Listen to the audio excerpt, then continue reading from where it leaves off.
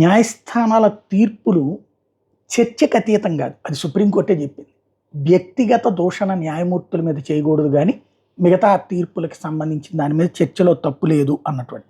తాజాగా 2017 ఫిబ్రవరి 5న చెన్నై పోరూరు సమీపంలోని మౌలివాక్కం మదనందపురం మాతానగర్లో ఒక బిల్డింగ్లో నివాసం ఉంటున్నటువంటి బాబు శ్రీదేవి అనే దంపతుల కూతురు 6 సంవత్సరాలు అమ్మాయి కనిపించడం లేదని కంప్లైంట్ చేస్తే పోలీసులు ఇన్వెస్టిగేట్ చేశాక 4 రోజుల తర్వాత మధురవాయి రోడ్డులో సగం కాలిన స్థితిలో ఆ అమ్మాయి మృతదేహం దొరికింది.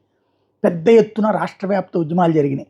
ఆ బాలిక మీద పోస్ట్ మార్టం చేస్తే అత్యాచారం కూడా జరిగింది అన్నటువంటి విషయం తేలి పెద్ద కలకలం జరిగింది.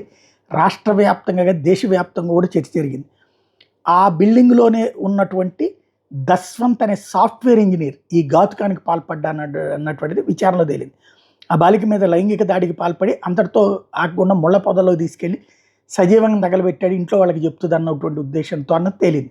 అతనికి అరెస్ట్ చేశారు, జైల్లో పెట్టారు. ఆ తర్వాత బెయిల్ మీద వచ్చి మళ్ళీ గాలికి తిరుగుతా వాళ్ళ అమ్మని కూడా కొట్టాడు, వాళ్ళ అమ్మని కూడా చంపబోయాడు. మళ్ళీ అరెస్ట్ అయ్యి అతను జైలుకి వెళ్ళాడు. ఇప్పుడు జైల్లో ఉన్నటువంటి ఈ దస్వంత్కి 6 ఏళ్ల చిన్నారి హత్య కేసులో మరణదండన విధిస్తూ చెంగల్పట్టు మహిళా కోర్టు తీర్పిస్తే దాన్ని హైకోర్టు కూడా కరెక్ట్గానే ఉందని ధృవీకరిస్తే తాజా సుప్రీంకోర్టులో అప్పీల్కి వెళ్తే ఈ పిటిషన్ విచారణ ముగించినటువంటి న్యాయస్థానం మరణదండను రద్దు చేసింది. నేరాన్ని నిరూపించడంలో విఫలమయ్యారని తేల్చి చెప్తోంది. జైల్లో ఉన్న అతన్ని విడుదల చేస్తూ కోర్టు ఆదేశాలు ఇచ్చింది. ఈ తీర్పు మీద ఇప్పుడు పీఎంకే నేత అంశుమణి ఘాటుగా స్పందించారు. బాలికల రక్షణ వ్యవహారంలో చీకటి రోజు ఇది అంటూ వ్యాఖ్యానించారు.